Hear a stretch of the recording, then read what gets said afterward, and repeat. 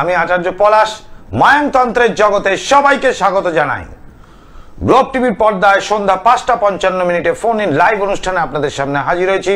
যারা ফোন করতে চাইছেন যে কোনো মাত্র একটি বিষয়ে জানার জন্য আমাকে সরাসরি ফোন করুন। দেখুন, সরাসরি ফোন করতে দুটি নাম্বার গ্লোব টিভি স্ক্রিনে রয়েছে, সেই নাম্বার দেখে ফোন করুন।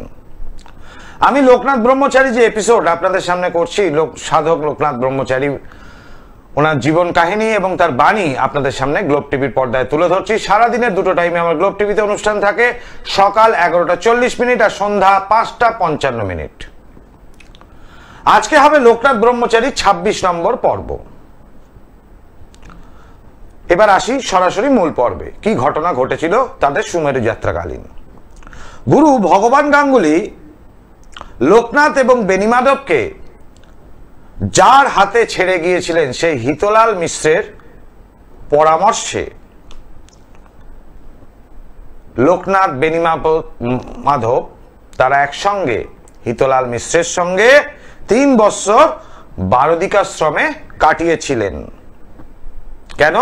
যাতে সুমেরুর সেই প্রচন্ড উগ্র তীব্র শৈত্য প্রবাহ অর্থাৎ শীতের প্রবাহ সেটাকে সহ্য করতে পারেন। তারপরে 3 ব্রহ্মচারী মহাভারতীয় মহাপ্রস্থানের পথ ধরে সুমেরু অভিমুখে যাত্রা শুরু করলেন। বরফের ওপর দিয়ে অনাবৃত দেহে পদব্রজে চলতে চলতে তারা 3 জনে প্রথমে কেদার তীর্থস্থানে এসে পৌঁছলেন। কেদার তীর্থ মহাদেবের অধিষ্ঠান ভূমি। কেদারনাথের পর তারা পৌঁছলেন বৈষ্ণব দেবী তীর্থে, যেখানে মহাকালী, মহালক্ষ্মী, মহাসরস্বতী এই 3 দেবী এখানে পিণ্ডাকারে বিরাজমান। এই সমস্ত তীর্থস্থান অতিক্রম করে 3 যোগী আরো উত্তরে অগ্রসর হলেন। সে পথে তারা চলেছেন, যে পথ দিয়ে তারা চলেছেন সেই পথ সম্পূর্ণ বরফাকৃত তা নয়, কিন্তু কোথাও কোথাও বরফের মধ্যে পাথর এবং কাঁকরযুক্ত মাটিও দেখা যায়। অর্থাৎ সেই বরফগুলো কাঁকরে পরিণত হয়েছে বা শক্ত মাটির মতো বরফগুলো পরিণত হয়েছে, পায়ে খুব ব্যথা লাগে, আঘাত লাগে, কিন্তু তাতে একদম মসৃণ বরফ নয়, কিন্তু যেটা মনে হয়। সেখানেও যেমন সমুদ্রের তলাতেও অনেকের বালির মধ্যে কাঁকড় পড়ে, সেরকমও বরফের মধ্যেও তাই হয়। আমি আগে কলার বন্ধুকে দেখে নি। জয় মা তারা। জয় মা তারা। বলুন, কে বলছেন, কোথা থেকে বলছেন? আমি হাওড়া দাসনগর থেকে বলছিলাম। হাওড়া দাসনগর। কি নাম মা তোমার? আমার নাম বাণী রূপা সেন। বাণী রূপা সেন। কি জানতে চাইছো? আমি আমার মেয়ের সম্বন্ধে জানতে চাইছি। মেয়ের নাম কি? মেয়ের নাম গার্গী সেন। জন্ম তারিখ বলো গার্গীর। 11 আচ্ছা, জুলাই 1984। এই মাত্র তো বললে 11 মানে 11ই নভেম্বর, আবার জুলাই বলছো কেন? না না, 11 জুলাই 1984। টাইমটা বলো। রাত্রি 11:02। জন্মস্থান কোথায়? রামরাজাতলা। মানে হাওড়া জেলা? হ্যাঁ, হাওড়া জেলা। আচ্ছা, তোমার নাম যেন কি বললে গার্গীর মা? বাণী রূপা সেন। কি রূপা সেন? বাণী রূপা। ও, বাণী রূপা সেন। বুধবার জন্মবার? হ্যাঁ। আচ্ছা, মেয়ের কি জানতে চাইছো বলো?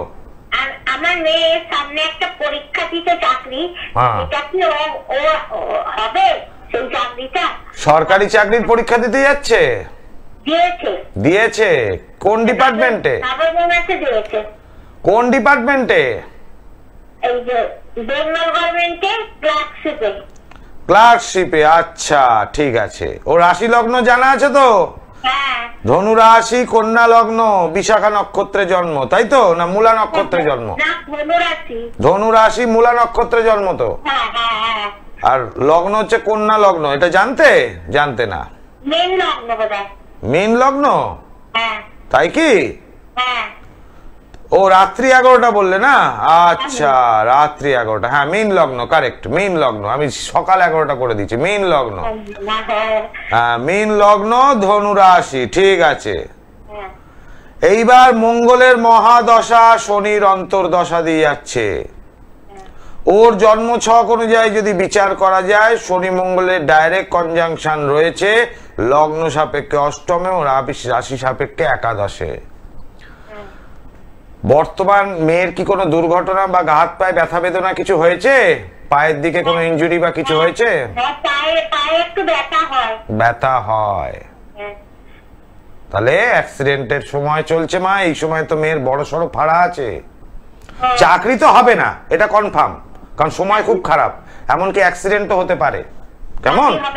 চাকরি হবে না, উল্টে অ্যাক্সিডেন্ট হবে। খুব খারাপ সময় যাচ্ছে, তুমি একজন ভালো জ্যোতিষকে দেখিয়ে নাও মা। কেমন? জয় মা তারা। দর্শক বন্ধু, আমি সবাইকেই সহযোগিতা করি। যদি সামনে দেখি বিপদ আপদ, তাহলে গাইড করার উদ্দেশ্য আমার। আমি গাইড করব, মানা না মানা আপনাদের ব্যক্তিগত ব্যাপার। তো যাই হোক, সেটা পরের কথায় আসি। এই বরফযুক্ত সেই রাস্তা দিয়ে তারা তিনজন মহাযোগী পদব্রজে আরো উত্তরের দিকে এগোলেন। শীত বস্ত্র গায়ে না থাকায়, তাদের গায়ে কোনো বস্ত্র ছিল না, তিনজনই উলঙ্গ, পুরোপুরি ন্যাংটা।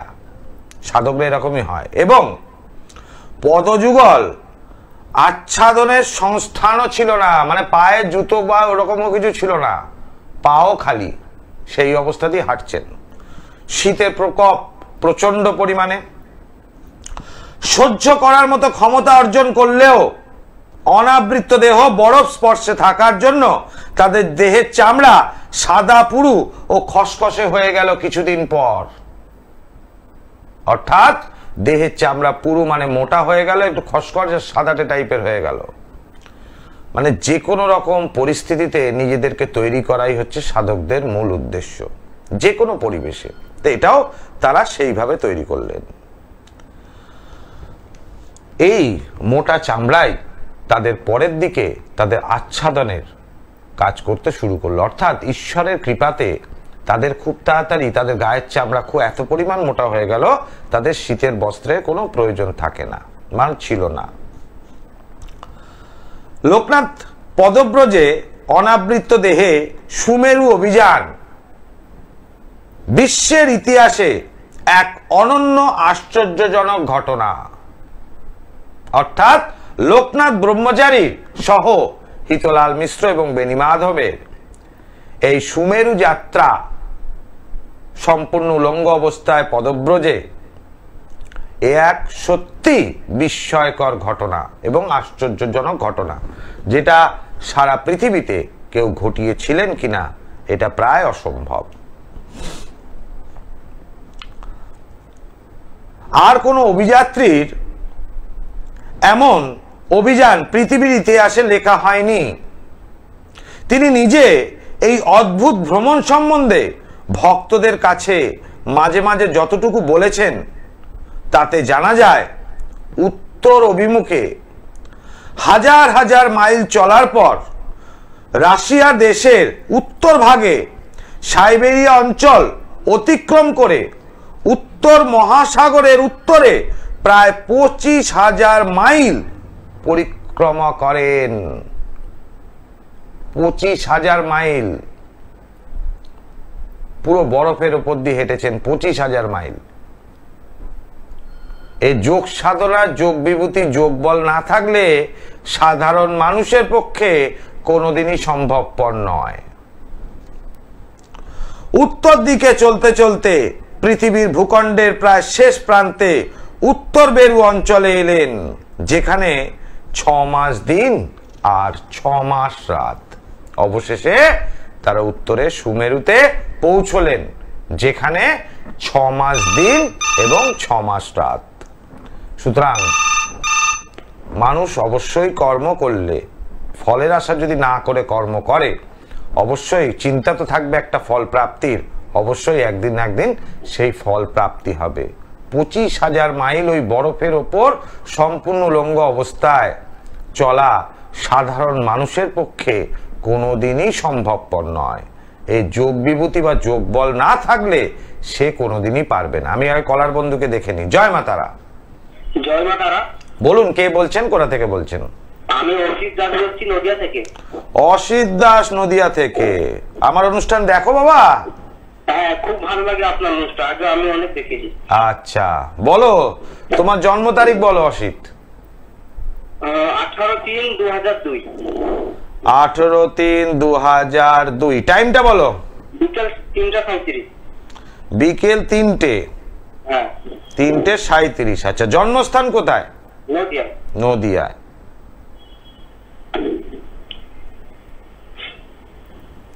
সোমবার তোমার জন্মবার? হ্যাঁ হ্যাঁ, সোমবার। সোমবার। এখানে যেটা দেখতে পাচ্ছি তোমার মেষ রাশি, ভরণী নক্ষত্রে জন্ম, জানো? রাশিটা জানো? রাশিটা জানো, মেষ রাশি। প্রশ্ন কি বলো? আমার মানে কোন লাইনে গেলে ভালো হবে, ক্যারিয়ারটা এস্টাবলিশ হবে নাকি? মানে আমি গ্রাজুয়েশন পাস করেছি। করেছো? হ্যাঁ, কোন ব্যবসা দিকে কি আমার খুব ভালো হবে গেলে? আচ্ছা, তুমি গ্রাজুয়েশন পাস করেছো কত বছর আগে? 1 বছর হলো। 1 বছর হলো। এই 1 বছর ধরে কি করছো তুমি? আমি এখন অনলাইনে কাজ করছি। অনলাইনে কিসের কাজ করছো? ডেলিভারি কাজ। ডেলিভারি কাজ করছো। আচ্ছা, ঠিক আছে। এইবার যদি দেখা যায় তোমার অনলাইনে ডেলিভারির কাজ, ঠিক আছে, এই যে অনলাইন ব্যবসা ভালো চলবে। ভালো চলবে? হ্যাঁ, অনলাইনের ব্যবসা তোমার খুব ভালো চলবে। আর কোনো বাধা বিপত্তি নেই এতে? অনলাইনে ব্যবসা করতে গেলে কোন রকম বাধা বিপত্তি আসবে না। মাথা তো গরম হয়ে যায় তোমার খুব? হ্যাঁ, মাসে একটু হয়। একটু না, ভালো রকমই হয়। কিন্তু অনলাইনে ব্যবসা করতে গেলে তো মাথা ঠান্ডা রাখতে হবে বাবা, এটাই তোমার মূল খারাপ হবে। তুমি বলছো না বাধা আসবে, এই মাথা গরম। অনেক দিকে চাপ পড়ছে না? হ্যাঁ, এটাই হচ্ছে সমস্যা। অনলাইনের ব্যবসা ভালো হবে এখানে দেখতে পাচ্ছি। বর্তমান সময়টাও ভালো যাচ্ছে, কোনো অসুবিধা নেই, করে যাও, ঠিক আছে? আচ্ছা, জয় মা তারা। জয় মা তারা।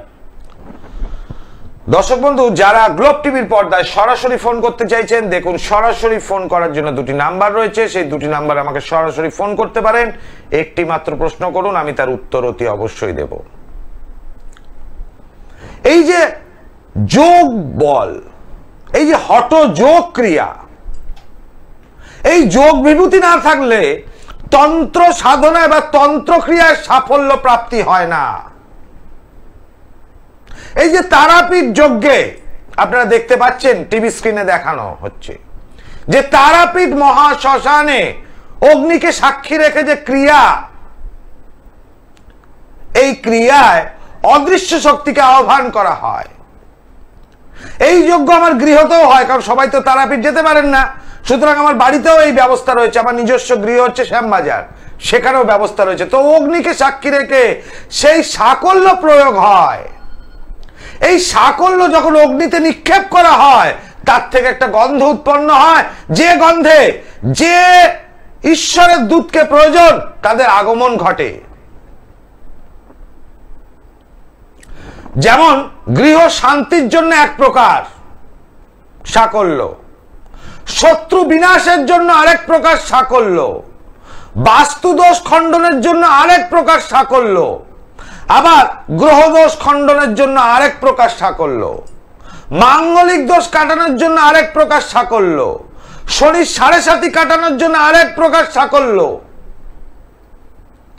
আবার বশীকরণের জন্য আরেক প্রকার সাকল্য ব্যবহার করা হয়। বশীকরণের যে দেবী কামিনী, সেই দেবীকে আহ্বান করতে গেলে সেই দ্রব্য প্রয়োগ করতে হবে যে দ্রব্যের গন্ধে সেই হাই ট্রান্সফার স্পিরিট তাদের আগমন ঘটবে এই যজ্ঞে। এবং আমি যে বলি ধারণ ছাড়া প্রতিকার, এই ধারণ ছাড়া প্রতিকার ওই ব্যক্তির যার প্রতিকার করতে হবে সেই ব্যক্তির ছবি আর নাম দিয়ে কাজ করে দিলে 100% ধারণ ছাড়া প্রতিকার হয়, হবেই হয়। এবং প্রত্যেকের উপকার পেয়েছেন। এর জন্য চাই বাক সিদ্ধতা, অর্থাৎ বাক সিদ্ধ হবে। যে ব্যক্তি কাজ করবেন তাকে সিদ্ধ হতে হবে, বাক সিদ্ধ। এই বাক সিদ্ধ দেবী সরস্বতী আহ্বান করে করা যায়। দুর্বাসা মুনি, আপনারা নাম শুনে থাকবেন, দুর্বাসা মুনি। সেই দুর্বাসা মুনির যা বলবে তাই ঘটবে, যেটা বলতো দুর্বাসার অভিশাপ, আবার দুর্বাসার আশীর্বাদও কার্যকারিতা করে। যেমন মাতা কুন্তিকে দুর্বাসা আশীর্বাদ করেছিলেন। সেই বাক সিদ্ধ হতে হবে, অর্থাৎ যেটা বলবো সেটা ঘটবেই ঘটবে, ঘটার না থাকলেও ঘটবে, এটাইকে বলা হয় বাক সিদ্ধতা। আর হাত যশ, অর্থাৎ এই হাত দিয়ে যে কাজ করব সেই হাত যশ থাকতে হবে। এই প্রত্যেকটা জিনিসের একটা নিজস্ব টেকনোলজি থাকে। যেমন টিভির টেলিকাস্ট, তার একটা নিজস্ব টেকনোলজি আছে। মোবাইলের টেলিকাস্ট, তার একটা নিজস্ব টেকনোলজি আছে। সেরকম তন্ত্রের একটা টেকনোলজি আছে। আবার জ্যোতিষবিদ্যার গণনা এবং তার ভবিষ্যৎ বলা, এরও একটা টেকনোলজি সিস্টেম আছে। তো সব টেকনোলজি পারদর্শিতা অর্জন করে সাধনা দ্বারা। অর্থাৎ বিজ্ঞানী যখন কোনো কিছু ক্যামেরা আবিষ্কার করেন বা মোবাইল ফোন আবিষ্কার করেন, তার সাধনাটা সেই দিকেই যায়। আর যারা তন্ত্র সাধনা করেন, যেমন আমি, তো তার সাধনা সেই দিকে যায়। এই যে অচেনা ব্যক্তিকে বশীকরণ করতে হবে, কিভাবে করা যাবে তার আগে কলার বন্ধুকে দেখে নি। জয় মা তারা। নমস্কার, জয় মা তারা। বলুন, কে বলেছেন, কোথা থেকে বলছেন? আমি বলছিলাম এই কামারপুকুর থেকে। কামারপুকুর, আচ্ছা, কি নাম আপনার? সুরেশ হালদার। বলুন আপনার জন্ম তারিখ বলুন। জন্ম তারিখ হচ্ছে 19/12/1997। 1997। আচ্ছা, টাইম? টাইম হচ্ছে সকাল 10টা। জন্মস্থান কোথায়? কামারপুকুরে। প্রশ্ন কি? প্রশ্ন বলতে আমার এই বৈবাহিক মানে এটা বিষয়টা। বৈবাহিক বিষয়। বর্তমানে বয়স হচ্ছে প্রায় মনে 28 বছরের কাছাকাছি, তাই তো? 27 প্লাস। হ্যাঁ হ্যাঁ। বিয়ে হয়েছে কি? না, বিয়ে হয়নি, এই বিয়ের সমস্যা। আচ্ছা, মেয়ে দেখা হচ্ছে? দেখা টুকটাক অল্প, বেশি মানে যে তোড়জোড় করে দেখতে, কিন্তু সেটা হচ্ছে। আচ্ছা, তোমার যেটা দেখতে পাচ্ছি, কি নাম যেন তুমি বললে? হ্যাঁ, তোমার নাম কি বললে? সুরেশ। সুরেশ। তোমার জন্মবার দেখতে পাচ্ছি সুরেশ, শুক্রবার। তুমি সিংহ রাশির জাতক, জানো এটা? না, এটা জানা ছিল না। সিংহ রাশি আমি যেটা পাচ্ছি। তুমি কি জানো? জানো তোমার রাশি কি? জানো না, ঠিক আছে। সকাল 10টায় জন্ম তো। সিংহ রাশি, তোমার মাথা তো প্রচন্ড গরম হয়ে যায়, প্রচুর এনার্জেটিক ছেলে, সব দিক থেকে ভালো। বিবাহ স্থান নিয়ে এবার আলোচনা হয়, তোমার বিয়ে কেন হচ্ছে না। বর্তমান যে দশা যাচ্ছে রবির দশা, সুতরাং এই দশায় কিন্তু বিয়ে হবে। কিন্তু আমার যেটুকু মনে হচ্ছে, তোমার জন্ম ছক এবং তোমার সাউন্ড ভাইব্রেশন দেখে আমি মনে হচ্ছে না একদম কনফার্ম তোমার বিয়েটা কেউ আটকে রেখে দিয়েছে বাবা। সেটা তুমি কিছুটা আন্দাজ করতে পারো? আন্দাজ বলতে বাড়ির তো বাড়ির বাস্তুটার বিশাল প্রবলেম। বাস্তুটা মানে ড্যাম ওঠে, তারপরে দেখতে পাচ্ছি। আর এই চারদিকে মনে হয় আমার একটু, আমি খেতে বলছি কিন্তু পাতে চুল টুল এইসব হাতে কেটে যায় হঠাৎ করে, এইগুলো হয় আমার। এইবার শোনো, বাড়িতে বাস্তুদোষ দু প্রকার ভাবে তৈরি হয়। বাড়িতে বাস্তুদোষ দুই প্রকার ভাবে তৈরি হয়। একটা, বাড়ির নিজস্ব গুণাগুণে বাস্তুদোষ তৈরি হয়, নিজস্ব দোষে। কিভাবে? টয়লেট, রান্নাঘর, শোয়ার ঘর, খালি জায়গা, সেপটিক ট্যাঙ্ক, জলের ট্যাঙ্ক ইত্যাদি ইত্যাদি। এটা বাস্তুর নিজস্ব গুণাগুণে তাতে বাস্তুদোষ তৈরি করে। খুব ভালো করে বুঝবে। আজকে ধরো তুমি একটা নতুন বাড়ি করলে, বাড়িটা বাস্তুদোষপূর্ণ করে ফেলেছো, বুঝতে পারোনি, কোনো জ্যোতিষ বা বাস্তুবিদকে দেখাওনি, ঠিক আছে? প্ল্যান নিয়ে করে ফেলেছো, লোকাল ইঞ্জিনিয়ারের প্ল্যান নিয়ে। প্রথম 5 বছর কোনো ডিস্টার্ব করবে না, কারণ ও সবকিছুই তো নতুন, তাই না? পরের 5 বছর সামান্য ডিস্টার্ব হবে, তারপরের 5 বছর আরো বেশি ডিস্টার্ব বাড়বে। অর্থাৎ একটা বাস্তু ভিটে 15 বছর পর্যন্ত তার দোষটাকে বর্তায়। এইটা বাস্তুর নিজস্ব গুণাগুণ। আর কেউ যদি তৃতীয় ব্যক্তি দ্বারা কোনো ক্ষতি হয়, চালান ক্রিয়া হয়, কিভাবে? ওই বাড়ি থেকে কোনো রকম ভাবে, চৌকাঠ থেকে হোক বা বাড়ি থেকে হোক, সরি, একটু ধুলো নিয়ে চলে গেল বা মাটি নিয়ে চলে গেল, নিয়ে ক্রিয়া করে সেই ধুলো বা মাটি ফেলে দিয়ে গেল তোমাদের অজান্তে, তাহলে বাস্তুদোষ ক্রিয়েট মানে তৈরি করা হলো বাড়িতে। এইবার বাড়িতে যদি অল্প বাস্তুদোষ থাকে তাহলে এই চালানটা খুব বেশি পরিমাণে লেগে যাবে। ক্লিয়ার? ওই জন্য এই তৃতীয় ব্যক্তি দ্বারা ক্ষতির জন্য তুমি যেটা বলছো ড্যাম উৎপন্ন হচ্ছে, বাড়িতে খাবার মধ্যে চুল আসছে, বাস্তুদোষ তৈরি করা হয়েছে এবং বিবাহটা বাধা রয়েছে। এর জন্য বাবা একটু যোগাযোগ করতে হবে আমার সাথে। আমি বলছি যে আমার যখন তখন মানে কখনো ঘুম থেকে উঠলাম দেখুন এখানে কেটে গেছে হাতে, এখানে কেটে, এগুলো কি কোনো ইশারা হয়? হ্যাঁ এটা হয়। দেখবে তুমি সকালবেলা ঘুম থেকে উঠছো কখন? 6টার পর। হ্যাঁ 6টার পর। 7টা 8:30 থেকে উঠলাম। এইবার সাধারণত যারা চালান ক্রিয়া করে সেই চালান ক্রিয়া পেতনি চালান বলা হয় একে। আমাকে একদম পুরো সকালে উঠতেই পারি না ঘুম থেকে। দেখবে বিশেষ করে দেখবে পায়ের দিকে থাকে, পায়ে ওই পায়ের দিকে, থায়ের দিকটা, তারপর হাতে এইরকম জায়গায়, এইসব জায়গাগুলোতে বেশি থাকে। কোমরের এইসব জায়গা দিয়ে খিমচানোর দাগ থাকবে, দেখবে 1 আঙুল বা 3 আঙুল, অনেক সময় খুব কম হয় 2 আঙুল, বেশিরভাগ ক্ষেত্রে 1 আঙুল বা 3 আঙুল বা 5 আঙুল থাকে। এটাকে বলা হয় পেতনি চালান বাবা। এ করা যায়, সে খিমচে দিয়ে আসবে, চালান ক্রিয়া করবে, দেখবে সেই দিনটা তোমার ভালো যাবে না। নিশ্চয়ই তাহলে আমি শিওর একদম তাহলে বাবা বুঝতে পারছো তোমার বিয়েটা আটকানো আছে। আমি এক কথায় বলে দিলাম, এর জন্য আসতে হবে বাবা, কেমন? একটু যোগাযোগ করে নিও, বুকিং নাম্বার লিখে নাও। জয় মাতারা। দুটি বুকিং নাম্বার, কন্ট্যাক্ট নাম্বার 9836955394 এবং 9836396305। আমার নিজস্ব বাসগৃহ উত্তর কলকাতা শ্যামবাজার, কলকাতা স্টেশন, আরজিকর হসপিটালের কাছে। এখানে আমার নিজস্ব বাসগৃহ, গৃহমন্দির সেখানে। আর অমাবস্যায় তারাপীঠ মহাশ্মশানে আমার যজ্ঞ হয়। আর বিশেষ বিশেষ তিথি এবং অমাবস্যাতেও আমার গৃহমন্দির এবং পূর্ণিমাতেও আমার গৃহমন্দিরে যজ্ঞ হয়। তারাপীঠ চেম্বার অমাবস্যার সময় থাকে। এছাড়াও যে 3টি চেম্বার আমার অতিরিক্ত রয়েছে সেটা হলো গড়িয়াহাট, ব্যারাকপুর এবং হাওড়া ময়দান। দুটি মোবাইল নাম্বার, কন্ট্যাক্ট নাম্বার 9836955394 এবং 9836396305। এই যে বলা হয় সবতন্ত্র বারবার, মায়াংতন্ত্র একবার, করতে গ্রহের প্রতিকার আচার্য পলাশের মেটাল ট্যাবলেটের জুড়ি মেলা ভার। কেন? ধারণ ছাড়া প্রতিকারে অভ্যর্থ ফল লাভ। এই যজ্ঞতে যে ব্যক্তির ধারণ ছাড়া প্রতিকার করতে হবে সেই ব্যক্তির নাম উল্লেখ করে ক্রিয়া করে দিলে 100% সেই অদৃশ্য শক্তি সেই গিয়ে এই ব্যক্তির যার অশুভ তার ঠিক করবে। অনেকে বলবে আমার ছেলে কিছু বিশ্বাস করে না, পড়ানো যাবে না। আমার স্বামী কিছু বিশ্বাস করে না, পড়ানো যাবে না। আমার বৌমাকে কিছু করানো যাবে না, পড়ানো যাবে না। শাশুড়ি বৌমার গন্ডগোল 100% মিটবে, বাড়িতে অশান্তি দূর হবে। আপনি দেখবেন আপনি ভালো মানুষ, আপনি কারোর ক্ষতি চান না, কিন্তু চান বাড়িতে শান্তি বজায় থাকুক। তাহলে সবার ভালো চাইতে গিয়ে নিজে হাউ হাউ করে কাঁদছেন আর ঈশ্বরকে বলছেন যে ঠাকুর আমি তো কারোর ক্ষতি চাইনি, আমি তো কারোর অমঙ্গল চাইনি, আমি তো কারোর মৃত্যু কামনা করিনি, আমি কোনো পাপ কার্য করিনি, আমার জ্ঞানত অবস্থায়, তাহলে আমার এত কষ্ট কেন?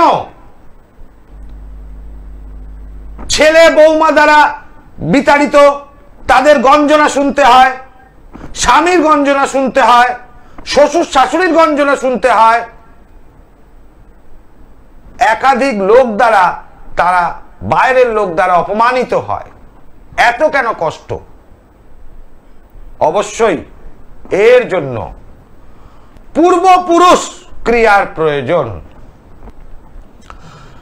শ্রাদ্ধ শান্তির কাজ যদি সঠিকভাবে না হয়, হয়তো আপনি আয়োজন করলেন সেই ঠাকুর মশাই ঠিক মতো করতে পারেনি, তাহলে পূর্বপুরুষের আত্মাগণ্য অতৃপ্ত থাকে এবং তার ফলেই এই বিপত্তি আর অর্থনৈতিক অশান্তি, গৃহ অশান্তি, অর্থনৈতিক সমস্যা, বাড়িতে ছোট ছোট কারণে ঝগড়া।